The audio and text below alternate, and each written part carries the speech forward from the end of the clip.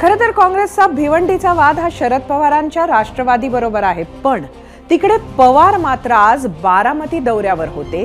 बारामती आणि पुरंदर तालुक्यातील दुष्काळी गावांचा त्यांनी दौरा केला।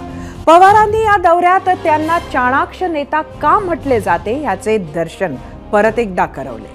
कधी लोकांचे मुद्दे घेऊन, तर कधी आधीची जवळीक दर्शवत, कधी लोकांना मैत्रीपूर्ण सल्ला देत, तर कधी भावनिक होऊन शरद पवारांनी या पट्ट्यात लोकांना आपल्याकडे खेचण्याचा, म्हणजेच पर्यायानं सुप्रिया सुळेंकडे मतदार वळवण्यासाठी प्रयत्न केले।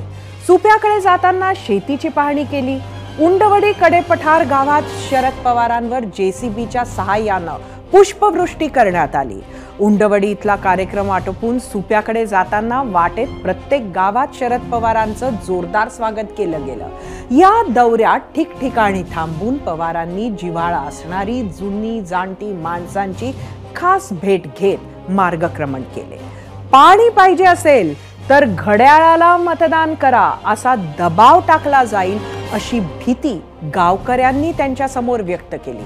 त्यांचा रोख गेल्या लोकसभेला व्हायरल झालेल्या ऑडिओ क्लिपकडे होता, ज्यात सुप्रिया सुळेंना मत द्यावी यासाठी अजितदादांनी काही गावकऱ्यांना पाण्यावरून कथित धमकी दिली होती। अशा दबावाला बळी न पडण्याचं आवाहन ही शरद पवारांनी आपल्या भाषणात केलं।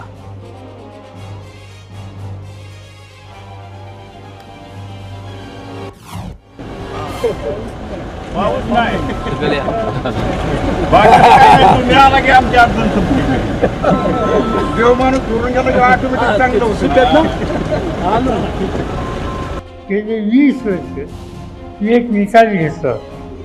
मी निकाल हा घेतला असा नव्या पिढीच्या हातात द्या। मी नव्या पिढीच्या हातात दिलं, पण ज्यांच्या हातात काम दिलं त्यांनी काय दिलं लावले मला माहिती नाही। आता मला ऐकायला लागते, मला जायच्या ठिकाणी ऐकायला लागते की हे काम झालं नाही, इथं पाण्याचं दुखणं, तिथंचे दुखणं, ते ठीक आहे, जे झालं हे झालं, मला कोणाला टीका करायची नाही, मला दुरुस्त करायचं आहे। माझ्याकडे चिठ्ठी अशी आली की तुम्हाला जाणार योजनेचं पाणी हवं असेल तर घड्याळाला मत द्या, नाही तर तुम्हाला पाणी मिळणार नाही।